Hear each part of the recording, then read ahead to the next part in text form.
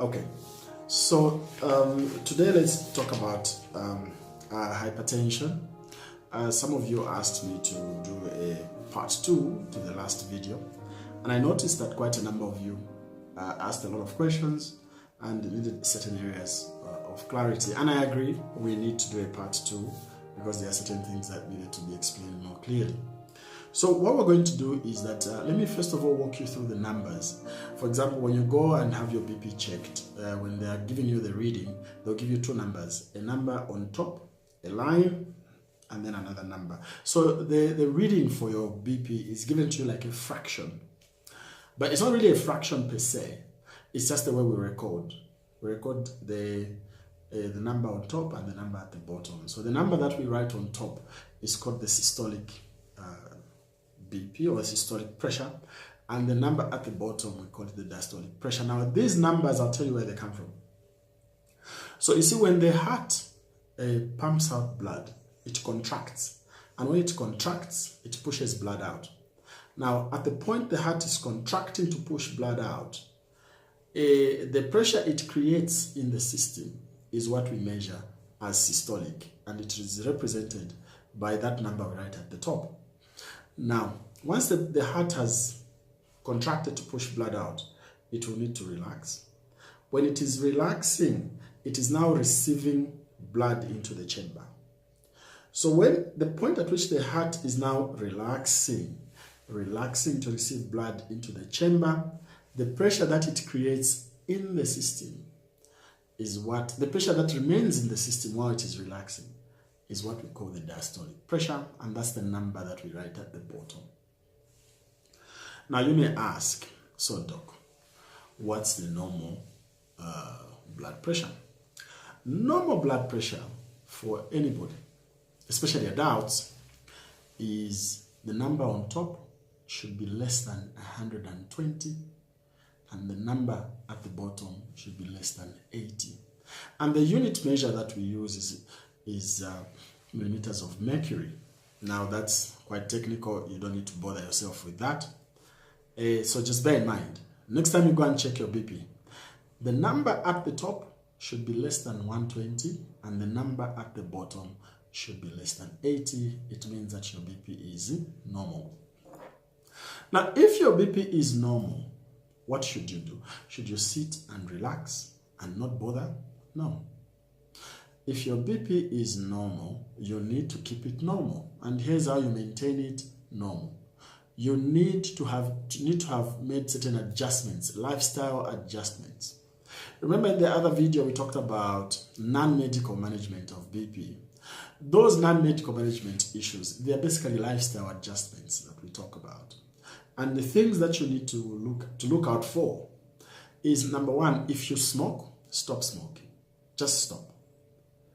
If you take alcohol, reduce or limit on your consumption of alcohol, because there's a correlation to, like most people who have hypertension, when we check, we find that, you know, some of them do take alcohol. So lower your alcohol content. Remember, on alcohol, I'm saying limit your consumption.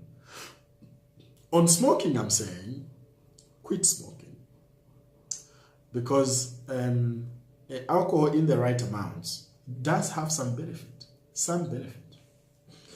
Quit smoking, limit on alcohol intake, and then make sure you eat a balanced diet. All right, eat a balanced diet, and don't lead a sedentary lifestyle where you are seated all the time. If you work in a job where you are always on your seat, a bit of exercise will help. Just go out, be active, and then watch your weight. Watch your weight. We did touch on your weight quite a bit when we were discussing the issue of diabetes, but I think that we may need to do a separate video on weight, but that will be another video on another time. And if you're already on medication, take your medication and work very closely with your doctor. But also another adjustment you would need to do is that manage your stress. If you have any stressors in your life, there's anything that's stressing you, you need to make sure that you have a very robust way of managing your stress. I know some of you like to pray, others like to go and do sports. Some, I don't know what you do, but manage your stress. That's how you keep your BP normal and maintain it in the normal ranges. So just because your BP is normal, it doesn't mean you should relax. You have to maintain it normal. Now, if you go and read the BP and you they find that your reading is above, the number at the top is above 120, but less than 129, but the one at the bottom is still less than 80, then you are considered to have an elevated BP. And what we recommend for people who have an elevated BP is the same lifestyle changes I talked about. Okay? Stop smoking, limit your consumption of alcohol, exercise, eat well, reduce on your weight. And once you do those things as a lifestyle change, get your BP rechecked after 6 months. Every 6 months you are having it checked. The idea is you want to the BP to drop as much as possible to the normal ranges. So that's what I meant by non-medical management of BP. So now hypertension, when do we say that you are actually hypertensive? Now hypertension is in stages. You have stage 1, stage 2, and then you also have another stage of hypertension, which we call hypertensive agency or hypertension agency. And then the extreme one is hypertension emergency. We'll discuss those. So stage 1 of hypertension is where your BP, the number at the top, is 130 to about 139. You are in stage 1 hypertension. And the number at the bottom is above 80, but less than 90.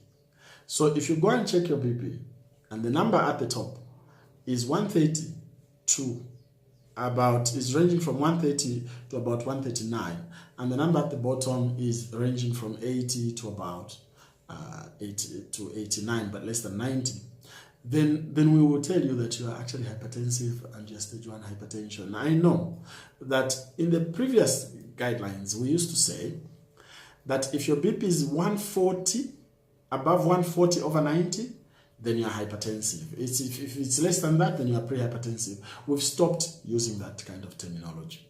So now the teaching is that the standard is that if your BP is 130, the number at the top is 130 to 139, and the number at the bottom is 80 to 89, you are considered to be in stage 1 hypertension. Now here I'll spend a bit of time to explain how stage 1 hypertension should be approached. Stage 1 hypertension requires that, yes, you adjust your lifestyle. The same way you were adjusting your lifestyle when your BP was elevated or even when it was normal. You don't necessarily need to be on medication, except that, here I need to be very clear.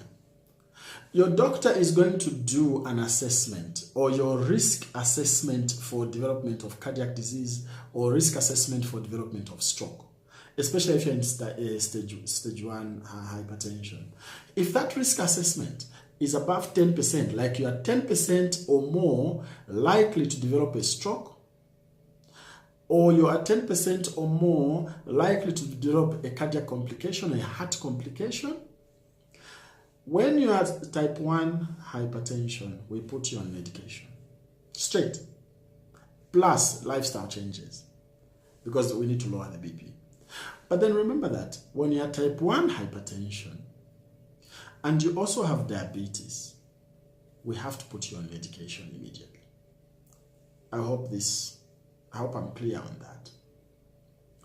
Type 2 hypertension is where your BP, the number at the top is more than 140, and the number at the bottom is more than 90. If the number at the bottom is more or than 90, and the number at the top is more than 140, then you are in type 2 or stage 2 of hypertension. Stage 2 of hypertension, we still recommend lifestyle changes, the ones I talked about. But here, in this one, when your BP is like that, we start you on medication. We can start you on one drug, or we can start you on a combination of drugs. Except that in black people, we generally have to start on a combination of drugs. There are certain different combinations of drugs that we put you on. Now, after that, let's talk about hypertension agency. Hypertension agency is a bit more serious than these things. Well, the others are serious as well, but hypertension agency is a lot more serious. This is where your BP, the number at the top, they've measured your BP and the number they write at the top is 180. And the number they write at the bottom is 120 and above. So if the number at the top is 180 and above, over 120 and above, what you have is hypertension agency. And we see this commonly in patients who are already diagnosed with hypertension and they are not compliant with their medication. So that's where the problem is. You're already diagnosed with hypertension, but you're not compliant with your medication. That can bring problems. Now, what makes it an agency is that when you come with this reading, and then we check the organs that are generally vulnerable to hypertension, your kidneys, we check your eyes, we check your brain, we even check your heart, and we find that they are not yet damaged. That's what makes it agency. And a patient like this needs to be on medication, generally a combination of medication. We still recommend lifestyle changes in this situation. Now, there's another situation which we call hypertension emergency. Hypertension emergency, in terms of numbers and readings, it's the same as an agency situation, except that in an emergency, while the number at the top is 180 and above, and the number at the bottom is 180 and above, there is always one or two organs that have already been damaged. That makes it an emergency. So you are found to have readings that high, and maybe your kidneys have been damaged. That's an emergency. Your readings are that high, you're having problems with your eyes. Your eyes are blurred. That's an emergency. You have a reading like that, or you had a stroke or a partial stroke, if you like. What you might call a partial stroke. In medical terms, we call it a TIA, or transient ischemic attack. That's an emergency. And a patient like that, generally what we do, if ICU services, intensive care unit services are available, such a patient must be admitted immediately.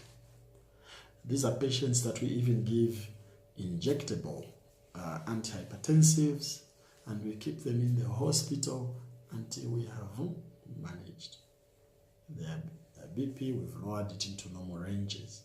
The key thing here is to make sure that when you're lowering someone's BP, don't drop it too quickly. It's extremely dangerous to drop someone's BP that quickly. So we want to lower the BP gradually. So that's what we do. And that is why, like I keep emphasizing, go and have your BP checked. If it is normal, take care of these lifestyle changes I've talked about. The non-medical management of BP is only applicable, or rather, let me not say only applicable, the non-medical management of BP, or these interventions, the non-medical interventions cut across all the stages. Remember that even if your reading is normal, the lifestyle changes that are recommended even in those with higher BP, you also need to consider them. Reason being that even if your BP is normal, you need to maintain it at normal levels. And what keeps it at normal levels is an active lifestyle. If you see your friends are doing aerobics, join them. That's how you keep your BP lower. Most athletes you see around, they have very low BPs and they have very low heart rates. Watch your diet, especially for black people. Pay attention to how much salt you put in your food. Because for us as black people, there has been a loose association with high BPs, particularly when we are taking a lot of salt. So watch that salt in your food. Eat enough fruit. I mean, see a dietitian. Let them, advise you on what a balanced diet should look like. Quit smoking. If you're a smoker, quit smoking. If you take alcohol, lower or limit your alcohol intake. Maybe one day we should have a conversation on alcohol. So that said, this ends part 2 of our discussion on hypertension. I hope you find this information useful. Dr. Mjajati, for healthy and prosperous citizens, signing off. Thank you very much.